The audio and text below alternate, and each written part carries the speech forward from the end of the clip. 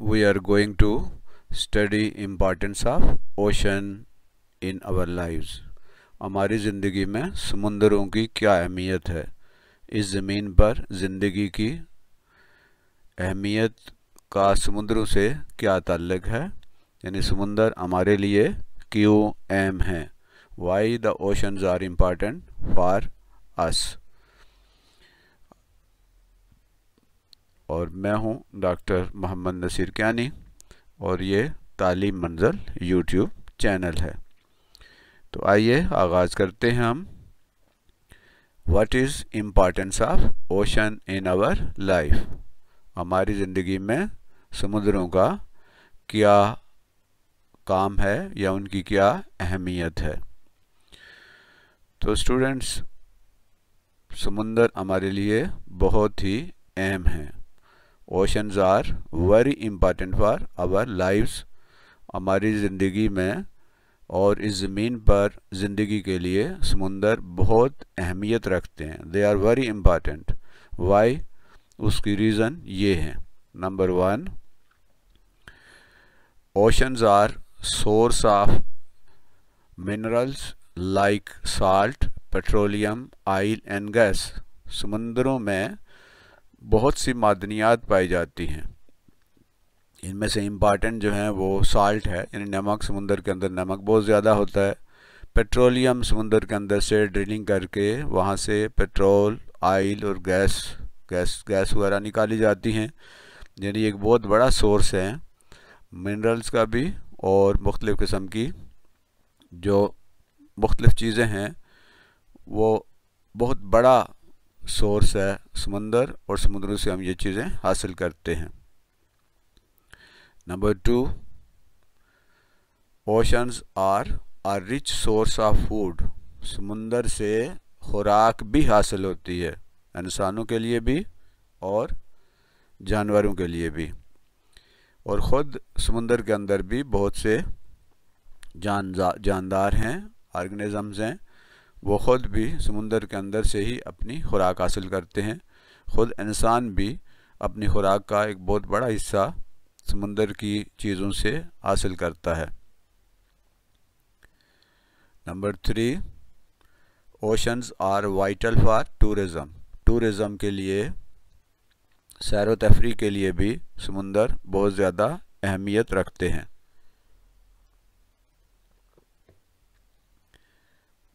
तो समुद्रों में टूरिज़म भी होता है। समुद्रों में मुख्तलिफ़ किस्म के टूर्स भी लगाए जाते हैं, सफ़र किए जाते हैं। तो इस लिहाज से ये टूरिज़म का भी एक बेहतरीन ज़रिया है और बहुत ज़रूरी ज़रिया है। Number 4, oceans are home of many organisms. बहुत ज़्यादा जानदारों के लिए ये समुंदर जो हैं वो उनका घर हैं, वहाँ उनके रहने की जगह हैं। जितनी ज़्यादा स्पीशीज़ ज़मीन के ऊपर पाई जाती हैं उससे कहीं ज़्यादा समुंदर के अंदर पाई जाती हैं। तो समुंदर के अंदर बहुत ज़्यादा ऑर्गेनिज़म्स, ज़िंदा चीज़ों के घर हैं, वो उनके लिए रहने की जगह हैं। और ऐसे जानवर जो खुश्की पे नहीं रह सकते, जैसे व्हेल जो है दुनिया का सबसे बड़ा जो जानवर है, वो समुंदर में ही रह सकता है। खुश्की पे आएगा तो वो मर जाएगा, ख़त्म हो जाएगा। तो ज़्यादातर जो ऑर्गेनिज़म्स हैं ज़मीन के मुकाबले में, खुश्की के मुकाबले में हज़ारों गुना ज़्यादा जो जानदार हैं वो समुंदर के अंदर रहते हैं। तो समुंदर अगर नहीं होंगे तो ये हज़ारों किस्म की स्पीशीज़, लाखों किस्म की स्पीशीज़ जो हैं वो हमें नहीं मिल सकेंगी। और समुंदर जो है उनके बगैर ये इतनी ज़्यादा जो डाइवर्सिटी है वो मुमकिन नहीं होगी। नंबर 5, ओशंस मेंटेन टेम्परेचर हावर अर्थ। हमारी ज़मीन का जो टेम्परेचर है उसको मेंटेन रखने के लिए भी समुंदर बहुत ज़्यादा अहमियत रखते हैं। अगर ये समुंदर ना होते, और हमने इससे पहले पढ़ा है कि 71% हमारा जो ज़मीन का ऊपर वाला हिस्सा है वो कवर्ड है समुंदर से, पानी से। अगर ये ज़मीन के ऊपर पानी ना होता तो हमारी ज़मीन बहुत ही ज़्यादा गर्म हो जाती और इस तरह इस ज़मीन के ऊपर ज़िंदगी मुमकिन नहीं थी। तो समुंदर हमारे इस टेम्परेचर को, ज़मीन के टेम्परेचर को, ज़मीन के दर्जा हरारत को मुनासिब हद तक रखने में हमारी मदद करते हैं।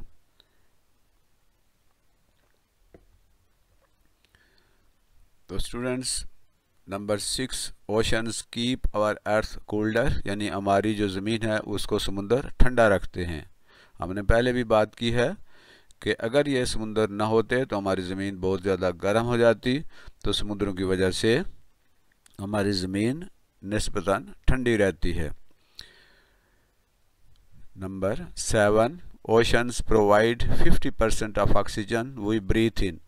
हम जो ऑक्सीजन, जिस ऑक्सीजन में हम सांस लेते हैं, उसमें से तकरीबन आधी जो ऑक्सीजन है वो समुद्र के पौधे ये प्रोड्यूस करते हैं और ये फ़ज़ा में ऑक्सीजन जाती है और हमारी ज़रूरत जो है वो ऑक्सीजन की पूरी होती है। हमारी ज़मीन के ऊपर जो दरख्त हैं, पौधे हैं, वो इतनी ज़्यादा ऑक्सीजन प्रोवाइड नहीं करते कि हम सारी की सारी ऑक्सीजन जो है वहाँ से हासिल कर सकें। तो आधी से ज़्यादा ऑक्सीजन जो इस वक्त फ़ज़ा में है, जिसमें हम सांस लेते हैं, ये इन समुद्रों के उन प्लांक्टन्स, उन पौधों की वजह से है जो समुंदरों से ऑक्सीजन हासिल होती है। तो more than 50% oxygen is provided by oceans. अगर ये समुंदर नहीं होंगे तो हमारी ज़मीन में ऑक्सीजन की कमी हो जाएगी और हम ज़िंदा नहीं रह सकेंगे। Number 8, oceans are very important for transportation of oil, minerals, goods and food items. तो समुंदर जो है उनके ज़रिए जो बहुत भारी सामान है, बहुत वज़नी जो सामान होता है, वो समुद्रों के ज़रिए ही एक जगह से दूसरी जगह पहुंचता है। यानी जो तेल है मुख्तलिफ, जैसे मिडल ईस्ट से तेल पैदा होता है, वो इन समुद्री जहाज़ों के ज़रिए ही एक जगह से दूसरी जगह पहुंचता है। इसी तरह ये जो मिनरल्स हैं और गुड्स यानी साजो सामान है और फूड आइटम्स हैं, खुराक, एक जगह से दूसरी जगह समुद्रों के ज़रिए ही पहुंचती है। Number 9, oceans absorb 20% of harmful carbon dioxide. हमारी ज़मीन के ऊपर कार्बन डाइऑक्साइड भी प्रोड्यूस होती है। ये पौधे कार्बन डाइऑक्साइड को यूज़ भी करते हैं और बहुत सारी एक्टिविटीज़ ऐसी हैं ज़मीन के ऊपर जिनके ज़रिए कार्बन डाइऑक्साइड पैदा होती है। तो ज़मीन के ऊपर जो पौधे हैं वो ज़्यादातर कार्बन डाइऑक्साइड को वो अपनी खुराक बनाने में इस्तेमाल कर लेते हैं, लेकिन 20% ऑक्सीजन ऐसी है कि जो समुंदर अब्जॉर्ब करते हैं, समुंदर जो है उनको जज़ब कर लेते हैं। इस तरह हमारी फ़ज़ा में जो कार्बन डाइऑक्साइड है उसकी मिक़दार मेंटेन रहती है, वरना कार्बन डाइऑक्साइड की मिक़दार हमारे इन्वायरमेंट में बढ़ जाएगी और हमारे लिए ज़िंदा रहना मुमकिन नहीं होगा। तो ये कार्बन डाइऑक्साइड जो हार्मफुल होती है, नुकसान देती है, उसको भी समुंदर जज़ब कर लेते हैं। इस तरह फ़ज़ा में कार्बन डाइऑक्साइड की मिक़दार मुनासिब रहती है। Number 10, oceans are source of income for many people. बहुत सारे लोग जो है, इनकम का मतलब है आमदनी हासिल करते हैं समंदर से। जैसे जो लोग समुद्रों के साहिल के करीब रहते हैं वो माहीगिरी के ज़रिए वो मछलियाँ पकड़कर और ये मुख्तलिफ इस तरह के जो पेशे हैं जिनका ताल्लुक़ समंदर से है, वहाँ अपनी रोज़ी रोटी भी कमाते हैं। तो बहुत सारे लोगों का ये रोज़गार का ज़रिया भी है समंदर, समुद्रों के ज़रिए वो आमदनी हासिल करते हैं। Number 11, oceans keep the climate of the coastal areas pleasant. Coastal areas मतलब जो समुंदर के किनारे के इलाके हैं, वहाँ का मौसम इन समुद्रों की वजह से बहुत प्लेजेंट रहता है, बहुत खुशगवार रहता है। यानी ना तो वहाँ बहुत ज़्यादा गर्मी पड़ती है और ना बहुत ज़्यादा सर्दी पड़ती है। तो कोस्टल एरियाज़ का जो क्लाइमेट है, जो आबो हवा है, वो मुनासिब रहती है, खुशगवार रहती है। ये भी समुद्रों का एक फ़ायदा है। Number 12, oceans are source of rain, hails and snow. ये जो समुंदर हैं इन्हीं की वजह से बारिशें होती हैं। समुंदर का पानी भाप बनकर वेपराइज होकर फ़ज़ा में जाता है और फ़ज़ा में जाकर ये ठंडा होता है, उससे बादल बनते हैं और फिर वो उससे बारिश भी होती है, उससे यालाबारी भी होती है और उससे बर्फ़बारी भी होती है। अगर समुंदर नहीं होंगे तो बारिशें और ये जो यालाबारी और बर्फ़बारी नहीं होगी। तो ये जो वाटर साइकिल है उसको जारी रखने के लिए, उसको चलते रहने के लिए समुद्रों का होना बहुत ज़रूरी है। बारिशें भी समुंदर की वजह से ही होती हैं। अब हम देखते हैं ये अब तक हमने देखा है कि समुद्रों के क्या फ़ायदे हैं। अब आप देखेंगे जो समुंदर हैं वो उनको बहुत से ख़तरात भी लाहक हैं। थ्रेट्स कहते हैं ख़तरे को, समुद्रों को ख़तरात भी लाहक हैं। तो हमने देखना है कि what are threats to the oceans, समुद्रों को क्या थ्रेट्स या क्या ख़तरे लाहक हैं, किस किस तरीके से समुंदर जो है उनको नुकसान पहुंच रहा है। तो students, threats to the oceans की हम बात करते हैं। उसमें सबसे पहला जो ख़तरा है समुद्रों को वो क्या है? Rapid urban growth and municipal waste water is polluting the marine water. Marine भी समुद्र को कहते हैं, समुद्री पानी को। ये जो रैपिड कहते हैं तेज़ी से अर्बन ग्रोथ, जो शहरी आबादी है उसमें जब तेज़ी से इजाफा होता है तो वहाँ से जो म्यूनिसिपल वेस्ट है, जो कूड़ा करकट है, जो सीवरेज है, ये पानी को क्या करता है कि उसको पोल्यूट करता है, पानी को गंदा कर देता है। ये पानी जो है नहरों और दरियाओं के ज़रिए फिर समुद्रों में जाता है, तो समुंदर उससे गंदे हो रहे हैं।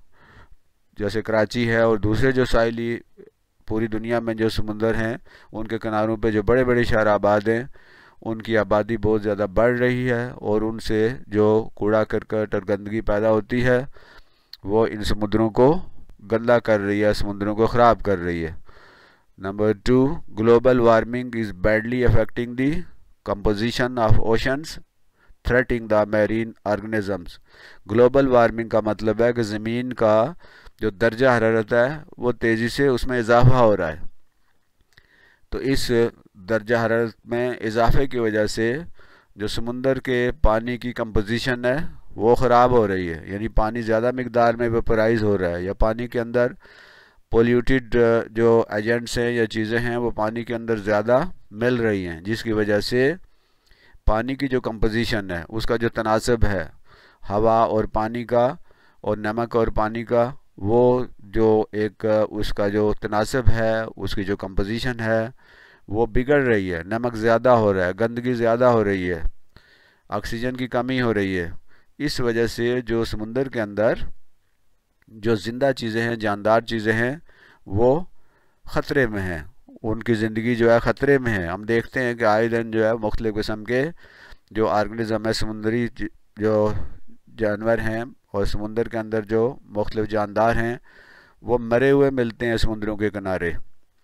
और उसकी वजह यही है कि हमारा समुंदर का जो पानी है वो बुरी तरह ख़राब हो रहा है, गंदा हो रहा है, उसकी कंपोजिशन चेंज हो रही है, जिसकी वजह से ये समुंदरी ज़िंदगी को बहुत ज़्यादा ख़तरा है।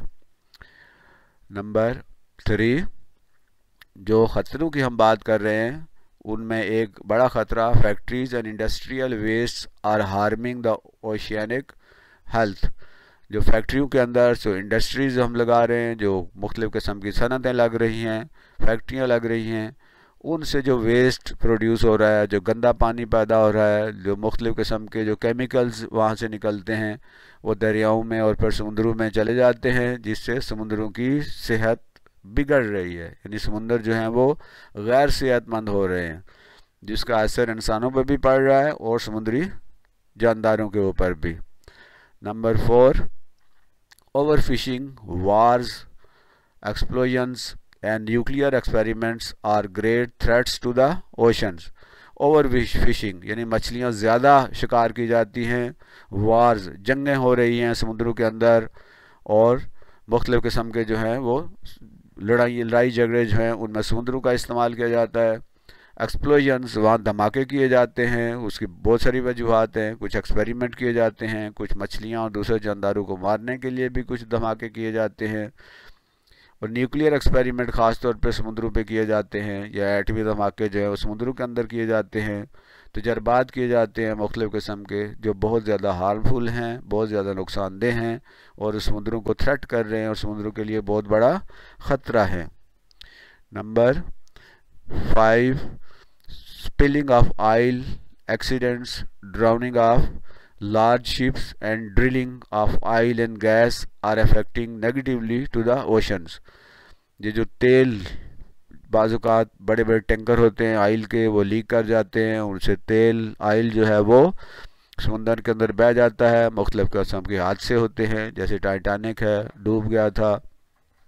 बड़े समुद्रों के अंदर बड़े जहाज़ों का डूब जाना, और ड्रिलिंग जो की जाती है तेल वगैरह और गैस निकालने के लिए, वो भी समुद्रों को मनफी तौर पर और गलत तरीके से मुतासर कर रहे हैं। इससे समुद्रों के ऊपर बुरा असर पड़ रहा है।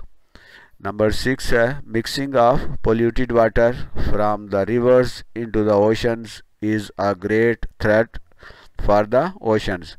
दरियाओं का जो पोल्यूटेड पानी है, गंदा पानी है, वो जब समुद्रों में मिलता है, उससे समुद्र का पानी गंदा हो रहा है, ख़राब हो रहा है, जो कि समुद्रों के लिए एक बहुत बड़ा ख़तरा है। नंबर 7 जो ख़तरे हैं समुद्रों के लिए, उसमें एसिड रेन है, स्मोग है, and green house effect are harming the oceans. Acid rain वो होती है जो कि समुद्रों के ऊपर जो हमारी फैक्ट्रियों और कारखानों से जो धुआं निकलता है, वो जब धुआं फ़िज़ा में जाता है कार्बन डाइऑक्साइड के साथ और पानी के साथ, वेपर के साथ मिलकर एसिड बनाता है और स्मोक बनाता है। मुख्तलिफ़ किस्म के जो पोल्यूटेड एजेंट्स हैं वो हवा में, और ग्रीन हाउस इफेक्ट जो है, जो इस धुएँ की वजह से जो हमारी ज़मीन है वो एक तरह से ग्रीन हाउस की तरह बन गया है, जिससे हमारी ज़मीन का टेम्परेचर बढ़ रहा है। तो ये एसिड रेन है, स्मोक है और ग्रीन हाउस इफेक्ट है, ये भी समुद्रों को बुरी तरह मुतासर कर रहे हैं, उनके ऊपर बुरा असर डाल रहे हैं। Number 8 over use of plastics and dumping of nuclear waste are badly affecting the oceans. Over use of plastic, जो प्लास्टिक की चीज़ें इस्तेमाल करते हैं, मुख्तलिफ़ किस्म की प्लास्टिक का जो इस्तेमाल है दुनिया भर में बहुत ज़्यादा है। ये प्लास्टिक जो है बिलाखिर समुद्रों में चला जाता है। इसके अलावा न्यूक्लियर वेस्ट जो होते हैं, मुख्तलिफ़ किस्म के न्यूक्लियर रिएक्टर से जो न्यूक्लियर जो चीज़ें होती हैं, वेस्ट होते हैं, वो भी समुद्रों के अंदर डंप किए जाते हैं, और इससे समुद्रों की जो ज़िंदगी है, समुद्रों का जो सेहत है, या जो समुद्र हैं, वो बहुत बुरी तरह मुतासर हो रहे हैं, और ये समुद्रों के लिए एक बहुत बड़ा ख़तरा है।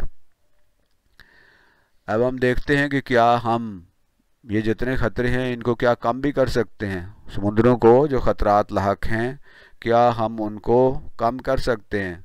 कैसे कर सकते हैं? How we can minimize the threats to the oceans. समुद्रों को जो ख़तरात लाहक हैं, थ्रेट्स हैं, उनको हम कैसे कम कर सकते हैं? सोचें ज़रा।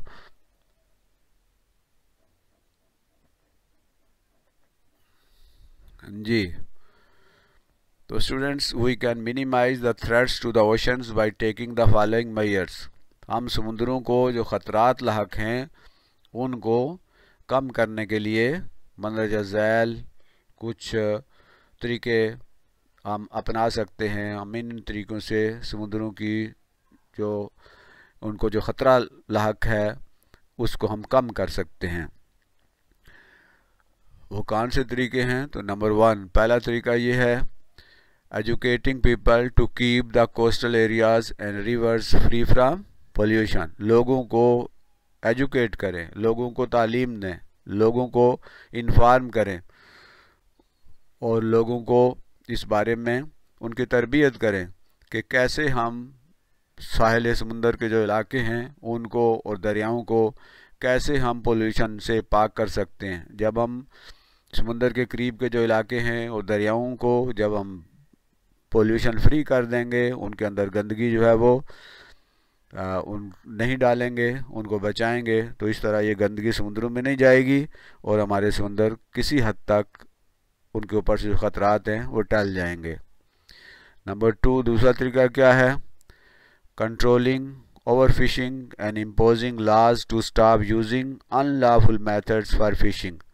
हम ये जो फ़िशिंग है, मछलियाँ पकड़ने का जो अमल है इसको कंट्रोल करें, इसको एक मुनासिब हद तक रखें, और ख़ास तौर पर वो औकात या वो अय्याम जब इनकी ब्रीडिंग हो रही होती है समुंदर के अंदर, ख़ास तौर पर मछलियों की, तो उस वक्त हम बिल्कुल भी इसको बैन कर दें कि हम समुंदर में मछलियाँ नहीं पकड़ने देंगे। ओवर फिशिंग, ज़रूरत से ज़्यादा मछलियाँ पकड़ना, इसको हम कंट्रोल करें, कानून बनाएं ऐसे कि जिससे इसको कंट्रोल किया जा सके। और फिर मुख्तलिफ जो अनलॉफुल मेथड हैं, जैसे धमाकों के ज़रिए या मुख्तलिफ तरीक़ों के ज़रिए या मुख्तलिफ किस्म के केमिकल फेंक कर जब हम मछलियाँ पकड़ते हैं, तो ये तरीका जो है वो दुरुस्त नहीं है। हमें इसके बारे में सख्त क़वानीन जो है वो बनाने चाहिए और सख्त क़वानीन पर अमल करवाना चाहिए। नंबर 3, तीसरा तरीका ये है imposing ban on military activities and dumping nuclear waste in the oceans. हम इम्पोज करें, लागू करें और पाबंदी लगाएं जो मिलिट्री एक्टिविटीज़ हैं, यानी फ़ौजी जो तरीके हैं, फ़ौजी सरगर्मियां हैं, लड़ाई झगड़े हैं और समुद्रों के अंदर जो है वो जो जंगें हैं उनको हम बंद करें, उनके ऊपर बैन लगा दें। और इसी तरह न्यूक्लियर वेस्ट जो हैं उनको समुद्रों के अंदर डंप करना और समुद्रों के अंदर फेंकना, इसके ऊपर सख्त किस्म की जो है वो पाबंदी लगा देनी चाहिए। क्या ये दुरुस्त है ना?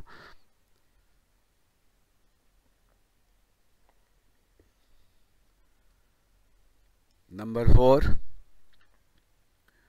imposing ban on using oceans for nuclear and other harmful experiments in the ocean।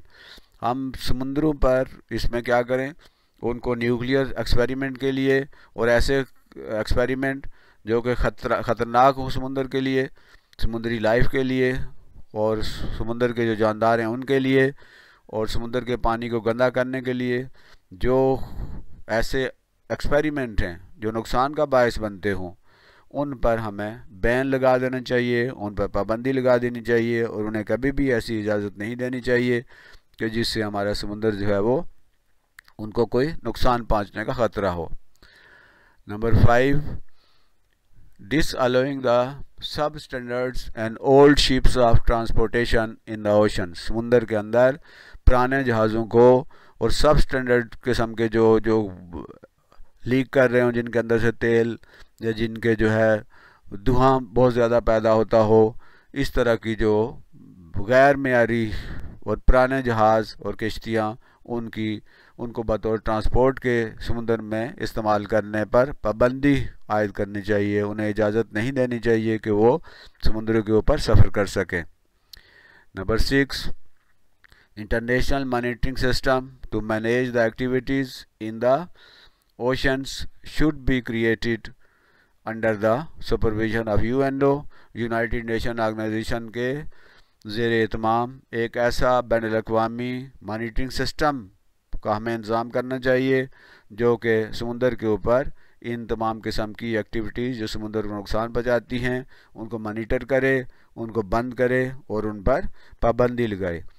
तो एक मॉनिटरिंग सिस्टम हो, निगरानी का एक सिस्टम होना चाहिए जो कि समुद्र के ऊपर मनफी सरगर्मियों को रोक सके। तो स्टूडेंट्स, आज हमने देखा कि समुद्र जो है वो हमारे लिए कितनी ज़्यादा इम्पॉर्टेंट हैं। फिर हमने ये भी डिस्कस किया कि समुद्रों को कौन कौन से ख़तरात लाहक हैं, उन पे हमने बात की। और फिर हमने वो जो तरीके हैं उनके बारे में बात की जिससे समुद्रों को जो लाहक ख़तरात हैं उन ख़तरात से कैसे हम निपट सकते हैं। तो मुझे उम्मीद है कि आपको ये लेसन पसंद आया होगा। ये ज्योग्राफ़ी है और स्टूडेंट के लिए इसको आसान करके पेश किया गया है। आपका बहुत शुक्रिया कि आपने इस वीडियो को, इस लेसन को पूरी तवज्जो से देखा और इसमें दिलचस्पी ली। Thanks for watching and taking interest in the lesson. ये तालीम मंजिल यूट्यूब चैनल है, आप इसको लाइक भी कीजिए और इसे दूसरों के साथ शेयर भी कीजिए। और अगर अभी तक ये सब्सक्राइब नहीं किया तो इसे सब्सक्राइब भी कीजिए। इस चैनल के ऊपर कोई 350 से ज़्यादा लेक्चर मुख्तलिफ सब्जेक्ट पे लेसन मौजूद हैं। इसमें साइंस है, इसमें टेक्नोलॉजी है, इसमें फिज़िक्स केमिस्ट्री है, इसमें सोशल स्टडी है, इसमें पाकिस्तान स्टडी है, इसमें इस्लामियात है, इसमें तर्जमतुल कुरान है, और इसमें ट्रेनिंग है। टीचर्स के लिए ट्रेनिंग के लेसन मौजूद हैं। तो बराए करम इस तालीमी सफ़र को आगे बढ़ाइए और इसे दूसरों के साथ शेयर कीजिए। ये बिल्कुल फ्री है और इसका सिर्फ़ और सिर्फ एक मकसद है कि तालीम को आसान किया जाए, आम किया जाए और उन लोगों का तक मयारी तालीम पहुंचाई जाए जो इस तरीके से तालीम हासिल करने में दिलचस्पी रखते हैं। अल्लाह हम सब का हामी और नासिर हो। अल्लाह हम सब को अपनी तालीम को बेहतर से बेहतर करने में हमारी अल्लाह मदद करे। रब्बे ज़िदनी इल्मा, रब्बे ज़िदनी इल्मा। अल्लाह हाफ़िज़। अगले सबक तक इंशाअल्लाह अगले सबक में हम फिर मिलते हैं। अल्लाह हाफ़िज़ फ़ी अमानिल्लाह।